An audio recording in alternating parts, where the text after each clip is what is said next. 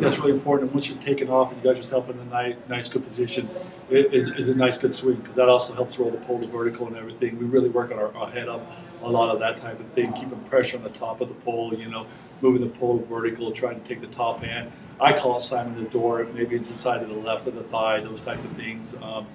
We do a lot of stiff pole drills. Every day before we have a stiff pole competition, and it has to be stiff, and hopefully keeping pressure on that pole. We're going to the vertical, we'll roll into their jump, but we really work on head up, swinging, and we worked out a lot of short run drills, clearing hard crossbars, so they're finishing the jump. And I always try to say, if you're doing it right, the pole's going to be on the other side of the standards.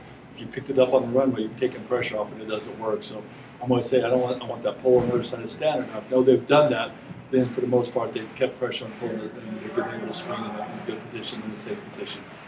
Well, I mean, it's a huge part of the equation, because there's pole speed and swing speed. So if you're moving the pole well and you're moving the pole through the vertical, then you've got to take advantage of that and swing with the pole. So it's a huge component, and I think a lot of times it's sequential. So you have to move back. You have to, when you have an athlete that's having trouble swinging, maybe it's because 2 steps before they're doing something that it's making it almost impossible for them to swing. So if they're striding into the takeoff, or they're getting low off their takeoff step, or if they don't have a big, strong plant that's allowing the pole to move forward, pole speed suffers, they're not moving through the takeoff, so it's almost impossible for them to swing. What I found is, if you take it step by step and they have a strong takeoff, it becomes a lot easier for them to swing. So I think a coach has to look at it and say, is it because they're not trying to swing, or is it because they put themselves in a bad position to take off? We need to fix that, then the swing's going to improve. Until we fix having a big, strong takeoff that's creating a lot of pole speed, the swing is going to resolve. The swing is going to be a result of a good takeoff, and you're going to be able to swing aggressively. I find a lot of beginners too, if you give them, I like to think of giving them a target. If you give them something to do, I don't just talk about positions.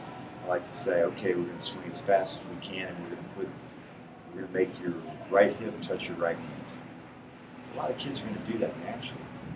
I think we have to be as aware of the tempo of their swing as the technique of their swing, because I think they do a lot of those things naturally, and you can help them be active in their swing.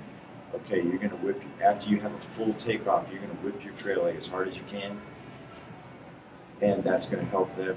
Or you're going to be aggressive. You're going to be aggressive, and you're going to make your shorts touch the top of the pole, and you're going to make sure that you have a strong core, and your glutes are tight, and you keep a good tight body position, like they talk about in gymnastics, that you're not loose and letting your hips and center gravity fall out.